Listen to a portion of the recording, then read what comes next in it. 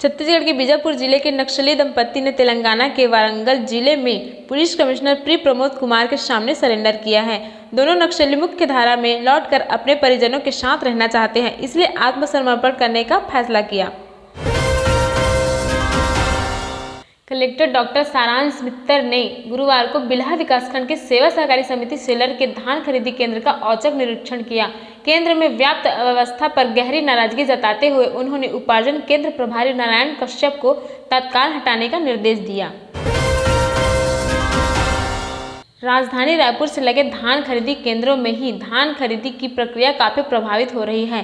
धान खरीदी केंद्र में धान का उठाव नहीं हो रहा है, केवल 40% ही धान का परिवहन हो रहा है। ऐसी स्थिति रही तो धान खरीदी केंद्रों में धान खरीदी बंद करनी पड़ेगी। समिति में घटिया क्वालिटी का पुराना बारदाना दिया गया है। किसानों का कहना है कि यदि धान की खरीदी नहीं होती है तो वो बिचौलियों और कोचियों के पास जाकर धान बेचेंगे। भाजपा सरकार में संसदीय सचिव रहे ओम प्रकाश राठिया की कोरोना से मौत हो गई। कोरोना संक्रमित राठिया बीते 5 दिनों से एम्स रायपुर में भर्ती थे। इन्होंने सोशल मीडिया में स्वयं के कोरोना पॉजिटिव होने की जानकारी दी थी।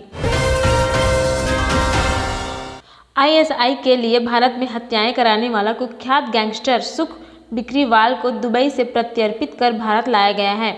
बिकरीवाल के भारत में लैंड करते ही दिल्ली पुलिस की स्पेशल सेल ने उसे अपनी हिरासत में ले लिया।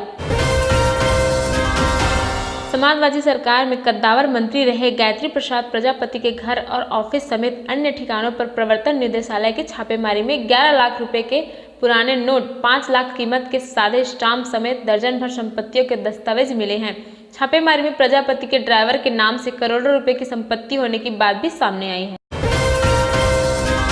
नक्सलियों के दरभा डिवीजन के सचिव साईनाथ ने प्रेस नोट जारी किया है। प्रेस नोट के जरिए सुरक्षा बल के जवानों पर फर्जी मुठभेड़ का आरोप लगाया गया है।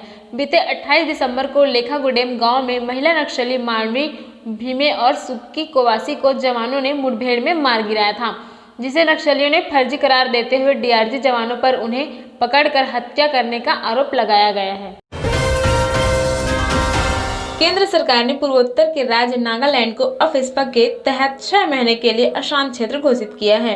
इससे राज्य को केंद्र सरकार के कानून के तहत कड़ी निगरानी में रखा जाएगा। इस बारे में केंद्रीय गृह मंत्रालय द्वारा अधिसूचना जारी की गई है। इस कानून के तहत सुरक्षा बलों को राज्य में विशेष अधिकार दिए गए हैं।